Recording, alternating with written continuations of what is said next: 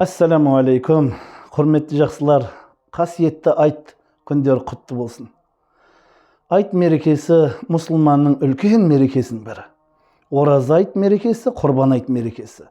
Мұсылманның өмірінде екі үлкен мереке бар.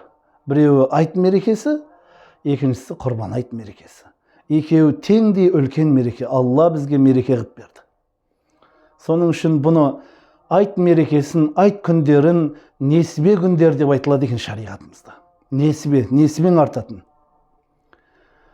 Бұл ораза айт кішкентай мереке ғой деп айтуға болмайды екен. Екеуі де бізге үлкен мереке. Мұсылманның өміріне Құдай қаласа үлкен мереке қылып берді. Пайғамбарымыз саллаллаху алейхи вассалам хадис шәрітінде айтты. Айт күндері несібе күндер деді. Айт күндері Аллах тағала періштелерін жер бетіне жіберіп, әр періште жолдың көшенің бойында тұрып, көшенің басында тұрып, ей Мұхаммедтің үмметі, бүгін қасиетті күн, ұлық күн, сыйлық күні, күнәлар кешірілетін күні, Раббыңа шық деп айтады екен. Ей Мұхаммедтің үмметі, Раббыңа шық деп айтады екен. Сонымен Аллах тағала разылығы үшін, Алла разылығы үшін мешітке жиналады екен. Періштелердің даусын дейді, жындар қауымы менен адамдар қауымы ғана естімейді, бүкіл жан жануар барлық естиді дейді. Аллах тағала айтады екен, бүкіл адам баласы айт намазына келіп мешітке жиналған кезінде Аллах тағала періштелерге айтады дейді. Бұларға не берілетін, бұл айт намазына жиналған жамағатқа, айт намазына келгендерге не берілетін білесің ба деп айтады екен.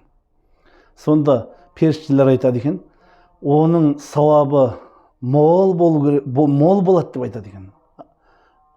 Оның ажыр, яғни сауаптары, сыйлықтары, Алланың мүкәпат сыйлықтары мол болу деп айтады екен. Сонда Аллах тағала айтады екен, сендерді куә қылып айтайын.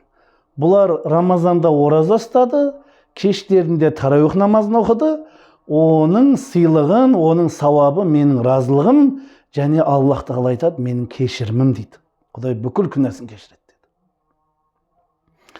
Құдай қаласа жақсылар, бұл Рамазан Алланың ұлық қылған мерекесі біздерге.